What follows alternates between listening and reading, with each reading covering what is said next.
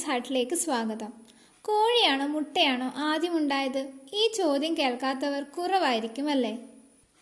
എന്താണ് നിങ്ങളുടെ ഉത്തരം? ഒന്ന് കമന്റ് ചെയ്യാമോ?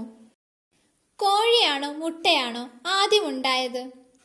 ബുൾസയും ഓംലറ്റും ഉണ്ടാക്കാൻ ലാഘവത്തോടെ നമ്മൾ പൊട്ടിക്കുന്ന മുട്ട വാസ്തവത്തിൽ അത്ര ലഘുവായ ഒന്നല്ല.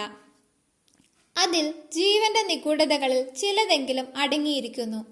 വാസ്തവത്തിൽ പ്രകൃതിയുമായി വളരെയേറെ ഇണങ്ങി ജീവിച്ചിരുന്ന നമ്മുടെ പൂർവികർ മുട്ടയെ നവജീവന്റെ പ്രതീകമായാണ് കണ്ടിരുന്നത്. മുട്ട എന്നത് ലളിതമായി പറഞ്ഞാൽ ജീവനുള്ള ഒരു കോശമാണ്. ഇതിന്റെ പുറന്തോട് കാൽഷ്യം കാർബണേറ്റ് ആണ്. ഈ തോടിനുള്ളിൽ അർദ്ധസുതാര്യമായ ഒരു പാട കാണാം. മുട്ടയുടെ വലിപ്പമുള്ള ഭാഗത്ത് തോടിനും പാടയ്ക്കും ഇടയിലായി ഒരു വായുഅറയുണ്ട്.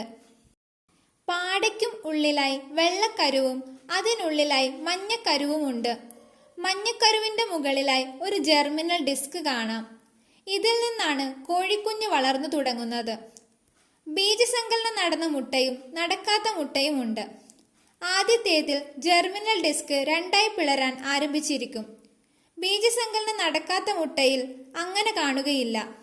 പിളരാൻ തുടങ്ങുന്ന ജെർമിനൽ ഡിസ്കിൽ കോശവിഭജനം 1, 2, 4, 8, 16 എന്നീ ക്രമത്തിൽ നടക്കുന്നു.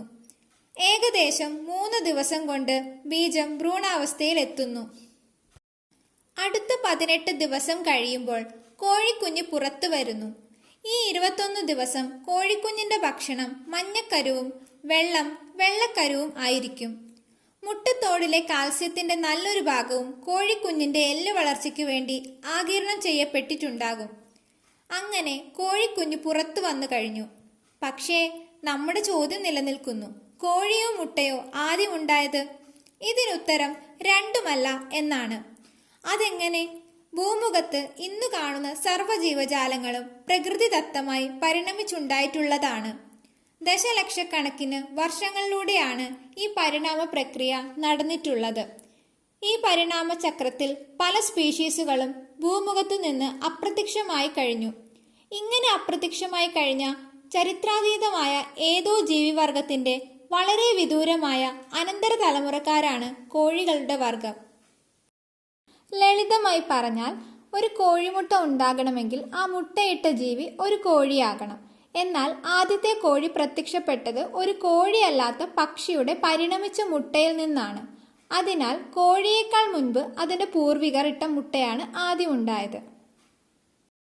ഇതുപോലെയുള്ള അറിവുകൾ നിങ്ങളിലേക്ക് എത്തുന്നതിനായി ചാനൽ സബ്സ്ക്രൈബ് ചെയ്യുക.